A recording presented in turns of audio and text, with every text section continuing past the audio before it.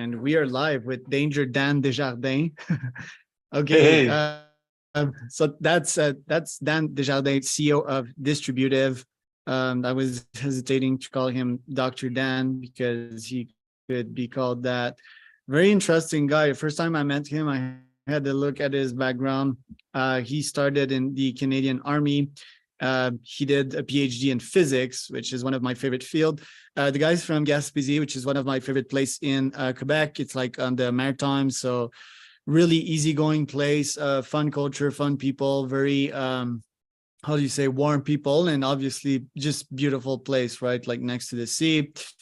I'm really eager to have Dan on. Yesterday, I posted on my LinkedIn that one thing I've been seeing out there is that there is a shortage of nvidia chips for AI companies, AI startups. Most of them are spending more than 50% of their VC money buying these chips, and apparently Dan is bringing a solution to that. So yeah, quite the guy right there, quite the scientific mindset. Really excited to jump into that. Dan, can you say hello, a little hello, and introduce yourself and Distributive? Yeah, absolutely. And Charles, thank you for having me on your podcast. I'm going to take it back to the Danger Dan introduction. I feel like that needs to be qualified. Um, During my time in the Canadian Forces, I flew the C-130 for search and rescue, military search and rescue. And you can imagine it's typical for pilots to have call signs. And there's one I could never actually shake, and that was Dan, Danger Dan. But it's not for the same reasons you think. I was on exchange at the U.S. Air Force Academy, and my good friends there, they just couldn't say Desjardins properly. So every time they tried, it was like Desjardins. And eventually that became Desjardins, Danger Dan. And so that stuck. And I've never been able to shake that nickname ever since. But now I find myself doing all kinds of cool stuff. I'm not in the forces anymore. I had a brief stint at Royal Military College of Canada doing physics research, and I always needed more computers, more chips, more power, because with that compute power comes innovation and exploration. And the example I like to give is if you were Titleist designing a new golf club, are you going to try every shape of golf club head? No. You will simulate them on a computer. If you're looking for a new cure for a rare disease, are you going to synthesize every possible chemical compound in the lab? No, you will simulate protein-protein interactions on a computer and so on and so forth.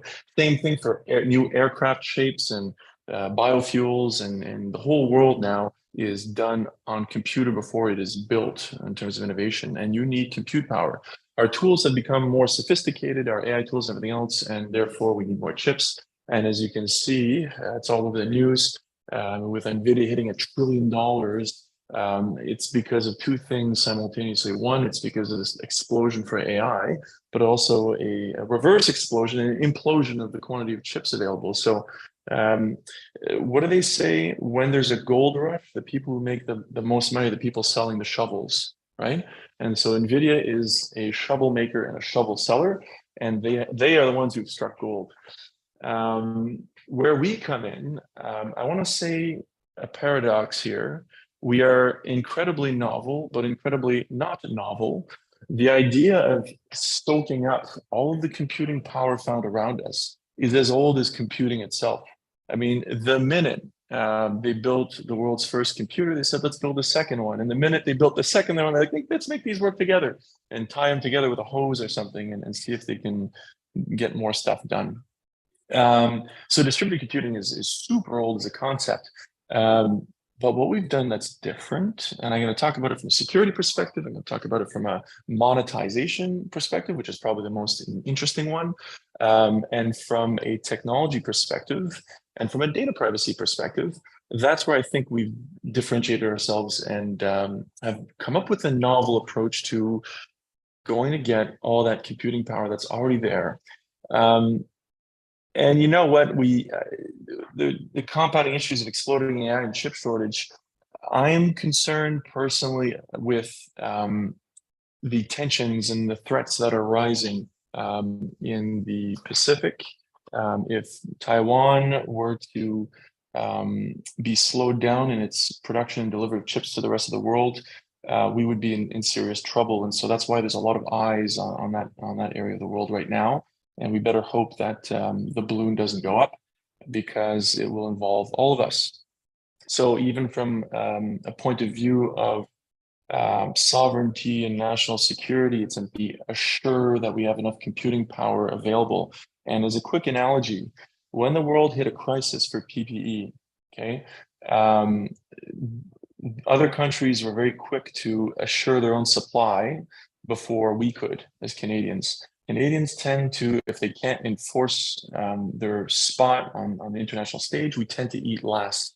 And it'll be the same thing when there's a chip shortage. So for our own national security and sovereignty, we need to be thinking outside the box on how to assure our own ability to compute and communicate. Because if that goes down, then we're going to come to a grinding halt. Everything from bank transactions to point of sales, when you buy clothes, groceries, and anything else, would just instantly freeze.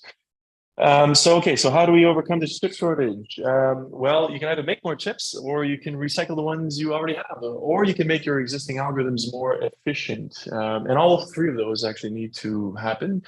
So we're more on the recycle and reuse side of things. We've built software that takes all of the chips from computers, obviously laptops, smartphones, fridges. I'm not even kidding on that. We've done computational physics on a fridge.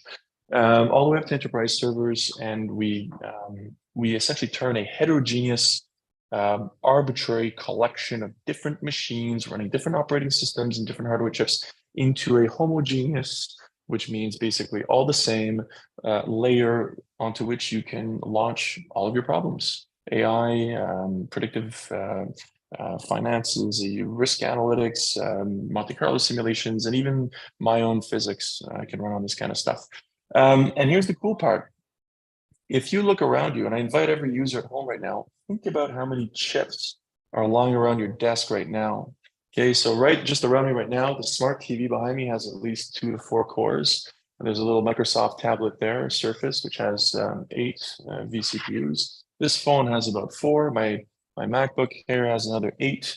And that's just in this room on this table. If I look across the office, we probably have upwards of 200-300 cores, and not to mention a bunch of graphics cards. So if you knew how much that was worth, anyone here who's paying, put your hand up if you've paid your cloud bill at your operation. If you rent an instance that gives you 8 cores, a GPU, and a couple of gigs of RAM off AWS, it can, if you're using it at full capacity, it can cost you. There's an example right on their website where it's $1,500 for 3 hours of usage, which is ridiculous. That's almost the cost of a full laptop with 8 cores and a GPU and everything else. So if you think about all the computing power that you already have all around you, imagine just using it for like free, basically. But it's hard to do that. It's hard to harness all the computing power around you, because different operating systems have different floating point representations, different math libraries, and so on and so forth. If you write an application, you have to compile it for every environment you're going to target, so on and so forth. It's a nightmare. But imagine this dream, which is the dream we've made come true. Imagine writing 5 lines of code around your existing script, deploying it across a bed of arbitrary devices, regardless of operating system, chipset, or anything else, and you just get your results back. No Docker container, no DevOps, no image creation, no compiling for different environments, none of that stuff. Write your code and run it. So I realize that's a bit of a long self-introduction there, but at least now we have a bit of a jumping off point. Happy to go into literally everything here, from background personally to technology and security here. Charles, you lead the way. Yeah, no, it's food for my brain. Everything you said somewhat resonated with just asking myself, because once you were saying that, what flashed through my brains is, these Bitcoin miners, all these computers and all the GPUs that were used to mine Bitcoin. And then there was these apps. It's like, oh, you don't use your phone, you don't use that computer, use it to mine. Is it the same principle here? And as crypto is going to huge bearish market, can these computer be used instead of mining crypto? Can they be used to build AI models? Yes, 1,000 times yes. And there's some interesting context there too. So back in the early 90s, the Arecibo Space Telescope, based in Puerto Rico, which sadly doesn't exist anymore, it finally broke apart and there's nothing left, or at least it's not operational. It's still like a giant dish, that's half assembled somewhere. They were downloading so much radio telescope data from outer space, basically static. And what they wanted to do is correlate the different signals on the different bands, looking for structure in the noise. Why? Because structured signals is the telltale sign of modulation and basically artificial signals, which would be generated by an intelligent civilization. So basically, we were listening to static for decades, and we were looking in the static to see if we could find a signal that would emanate from an extraterrestrial intelligent civilization, basically. But the computers of the day were not powerful enough to sift through all that data. So they actually had a crazy idea to recruit volunteer citizen scientists to volunteer the computers at night to sift through pieces of that data. And that became SETI at home, Search for Extraterrestrial Intelligence at Home, where hundreds of thousands of people at their peaks. In fact, it was the fifth most powerful supercomputer on the planet by flops, floating point operations per second, at the time. And since then, it hosted like 20 other projects. So this idea of creating a community that comes together to generate a network effect, a positive network effect that drives value for that community. In this case, it was volunteer computers, but they all got personal, like a sense of identity and contributing to an important mission. So the idea of network effects is not strange, it's not a new concept.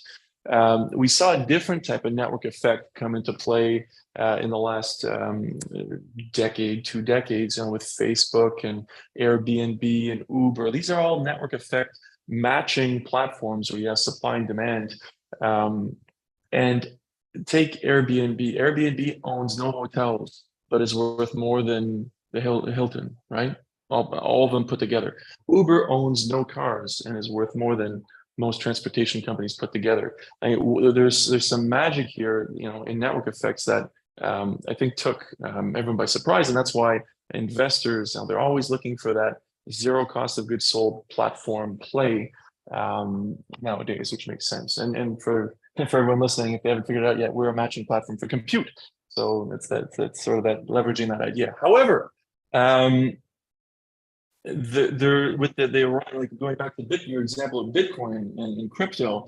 They added another element to this positive community-based network effect. They added financial incentives, right?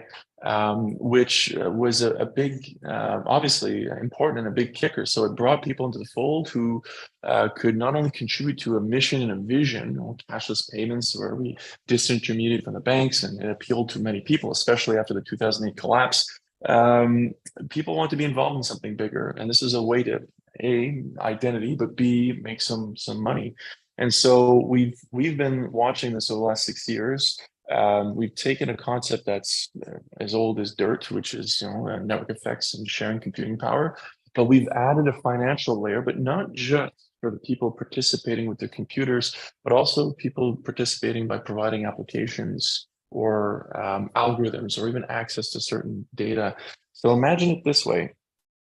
The big cloud providers who are charging everyone an extortionary arm and a leg, they will take your $1,000 and then they'll sell you everything. They'll sell you some storage space, some compute, so even some SaaS offerings, and so on and so forth. All you need is to access via portal those services. You pay, and then you get what you need. Which is actually, like in their defense, that's what people want. That's what they need. So it's not a bad thing. But imagine if there was software that existed that could basically allow multiple people to come together to provide those goods and services.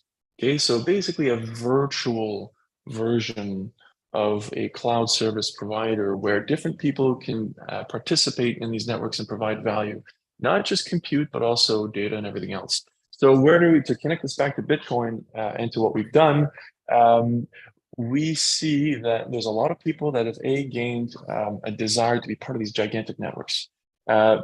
Crypto bear market is upon us, and so there's been a big shift towards generative AI. So all these people with these expensive computing rigs and everything else, they want to get into that bandwagon. But if we were to almost come full circle to SETI at home, okay, there's even more value. There's a hell of a lot more value to be made by discovering cures to rare diseases, or to powering a lot of the new large language models that are needed for individual smart cities. And now I'm going to get into something a little bit more interesting, I think, in my opinion. This is now we get into my sort of vision here. Right now, the biggest models are being developed and controlled by central authorities, right?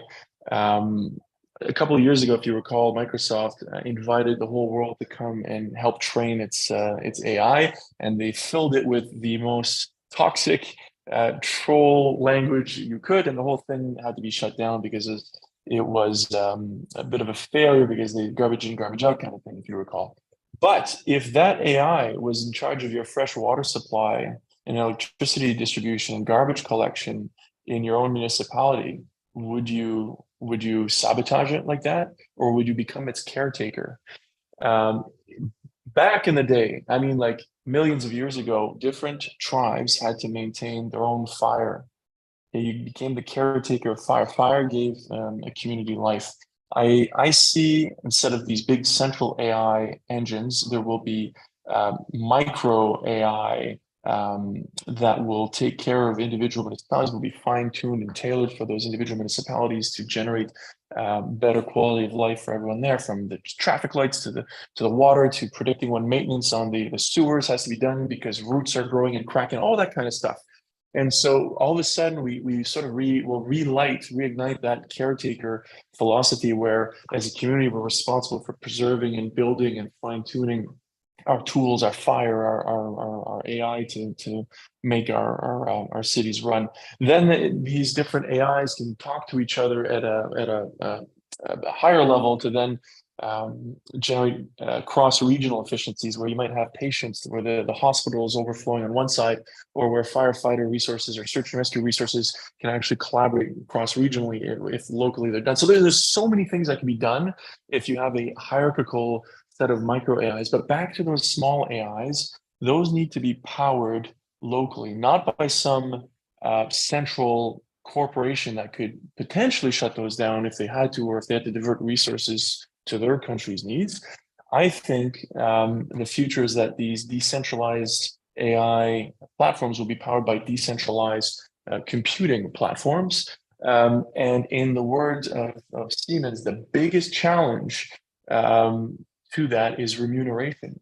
If you have different businesses, you have the library, you have even like computers at City Hall, and then you have all the people living in that community. If they stitch their computers together to power and feed data and algorithms and compute to these local AIs to make their city more efficient, how do you compensate all these different people? So now we're not talking about heterogeneous hardware, we're talking about heterogeneous ownership.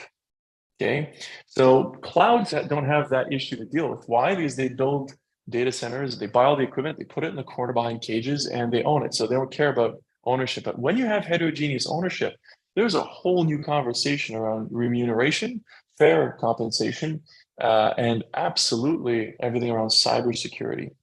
And on that note, can you think of a technology in use today where you have hundreds of thousands of people executing random code? I see you thinking. So that means everyone else is thinking. And well, I mean, I guess as infrastructure, people don't know, but I was going to go a little more high level and just say the internet. Okay, 5 billion people surf the internet every day, and whenever you search something in Google and a bunch of links come up and you click on it, my you're key loading with this other key. Well, you're loading HTML, SSL, CSS, and JavaScript. Yeah, exactly. You're pulling content and code onto your computer every time you surf the internet, obviously, and you're executing it. So if you were to I don't know, if you were to Google like UFO conspiracy theory and click on the first, like the seventh link or whichever link that comes up, you're going to open some weird ass web page from somewhere on the world, and you're going to execute JavaScript, HTML, CSS from that web page on your computer. Think about it. So 5 billion people every day surf the web, and they're loading and executing fundamentally like just untrusted code. And when I say untrusted, I mean you can't know what it is ahead of time because you don't own it or control it. The reason why we can do that and then online bank at the same time is because billions of dollars have been put into making today's web platform fast, secure, and ubiquitous. Okay, the web platform runs on fridges, Tesla cars, VR headsets, and everything. This is a computing platform technology of choice, and that's exactly what we've built ours on. But we also measure very accurately CPU seconds, GPU seconds, bytes in and bytes out. And that's what allows us to make sure that people providing compute on the network get paid for the compute that they supply. So we've solved the security problem by borrowing a very successful model called the internet. And we're solving the remuneration problem by measuring very accurately resources actually provided instead of instance type availability, which is what all the clouds are doing. So one more analogy, and then I'll hand it back to you because I'm sure people are getting sick of me just philosophizing about this here. When you get your electrical bill, when you get your electrical bill at the end of the month, does it say that you used 3 fridge hours, 4 toaster minutes, and a microwave, 30 microwave seconds? Megawatts. No, it says you use 77. Yeah, it says 77 megawatts, and here's $47 and pay here. Well, when you go to any cloud service provider, there's 70 pages of different instance types across different regions and everything else. And basically, you're buying the availability of that instance type or appliance for a particular amount of time. It's just a night. Like, think about it. Like, the researchers and the AI practitioners don't give a crap about instance type management and all this stuff. What they have is big questions to which they want the answers. End of story. And that's the final piece of the puzzle that we brought in. We've gotten rid of all of that junk, that sort of decision-making paralysis stuff in between, and console management, all this stuff. Basically 5 lines of code, deploy your job, and it automatically self-measures and self-charges the price, that the work, the effort of compute, including data, bandwidth, GPU and CPU. And that's it. You get your bill and it's done. There's no more of this cumbersome instance type management. Scales across arbitrary devices and owners. So our dream is to disrupt the way compute is done right now. We want to get back to a more pure notion of someone with a compute problem has a question they want to ask. They ask it, and they get the results, and they just pay for it. None of this Docker container, Kubernetes management, and instance creation, and image creation, and DevOps, and IT teams to support the DevOps teams, and it's just madness. Like all this, the hoops you have to step to just answer a question nowadays. And I say that as a computational physicist.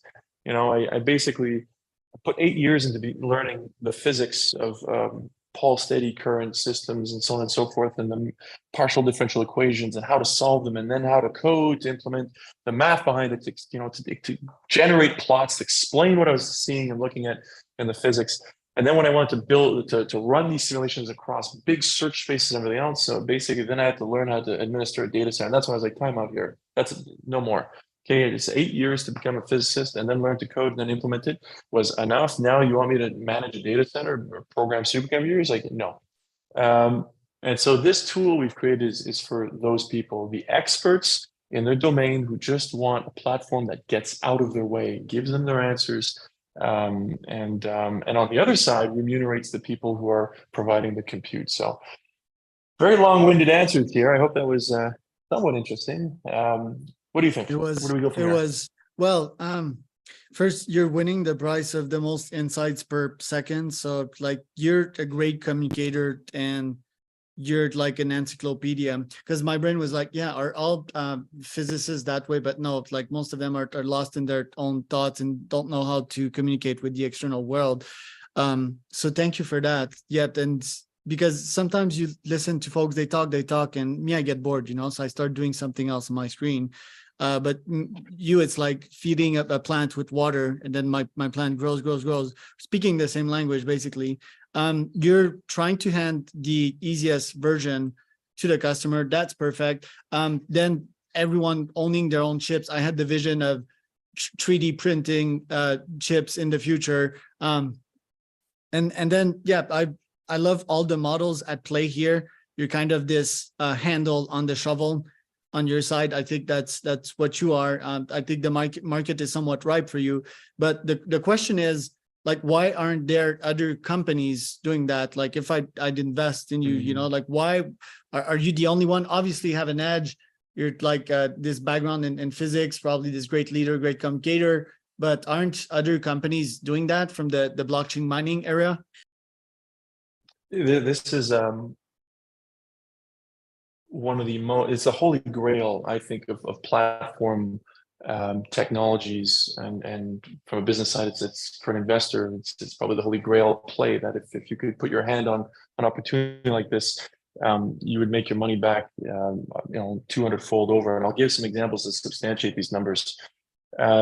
So your first question was, are there competitors? The answer is absolutely, because this is the holy grail. Everyone should be, in my opinion, with the current shortage of chips, the increased requirement for data privacy, and the absurd cost of compute. This is the play of the century, in my opinion. Quantum is sort of little. I'm going to bifurcate a bit on my story here. Quantum is another big, gigantic play, but as a physicist, I'm going to say we're just a little bit still early in that game.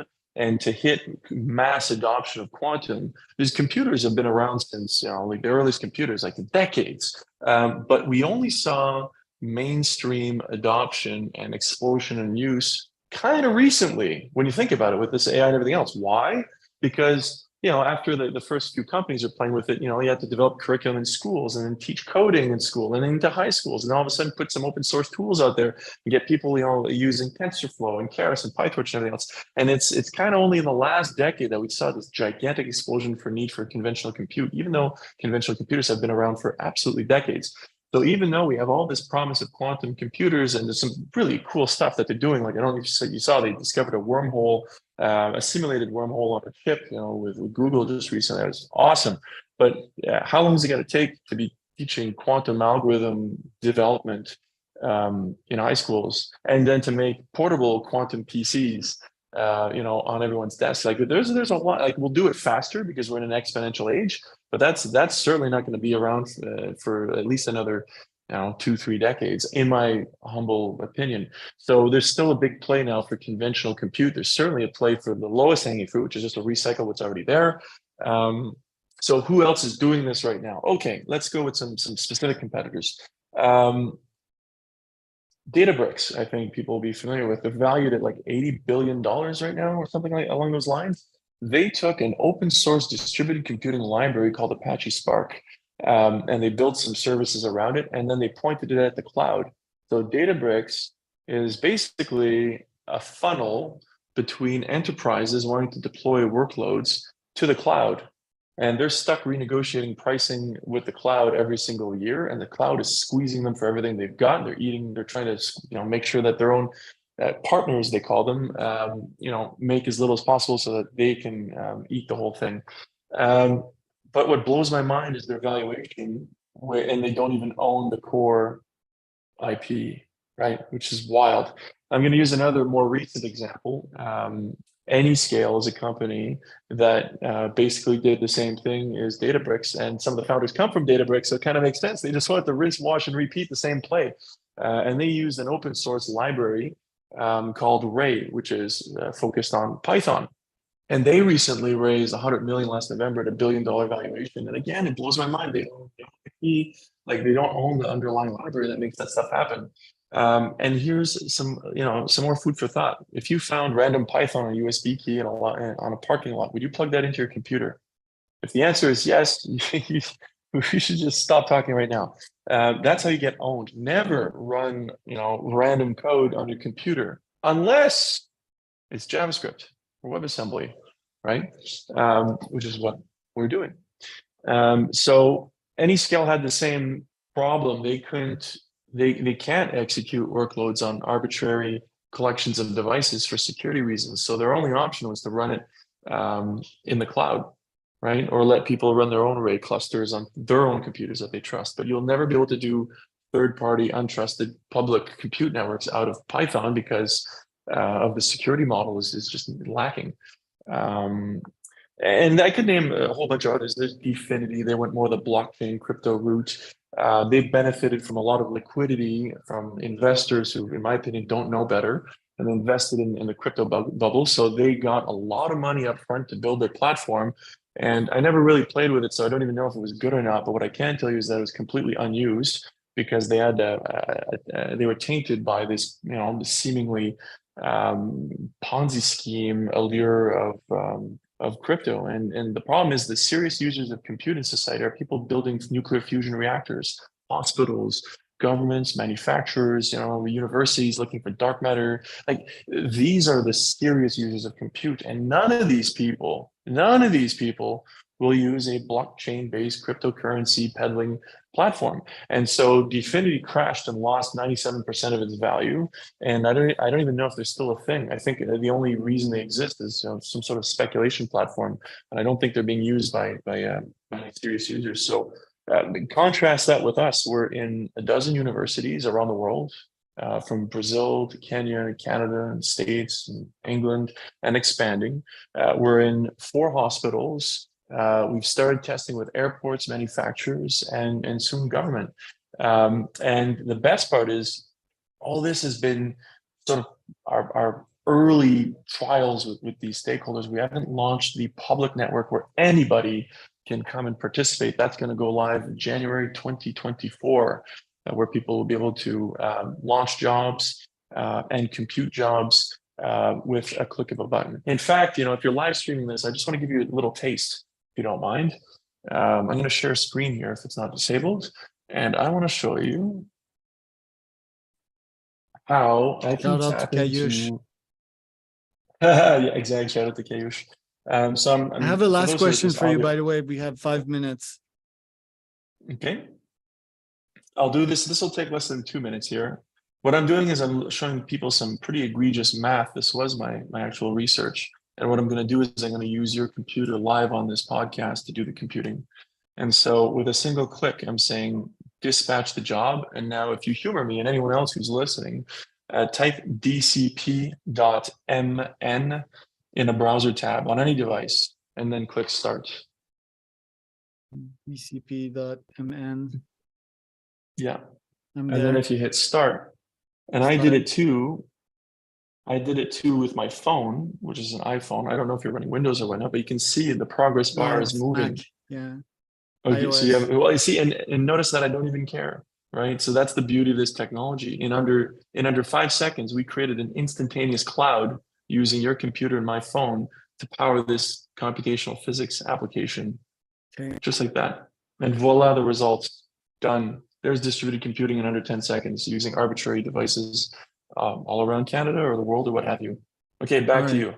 Here's a $1 billion check. Okay, that is done. Now, one last question, and let's try to take like less than 3 minutes to talk about that one. But okay, computational science is taking the world by storm. And to me, it's kind of, humans are in an environment. We are a microenvironment ourselves. So we're kind of bringing the lab to the cloud and can now scale it and accelerate the speed and the quantity of our experiments.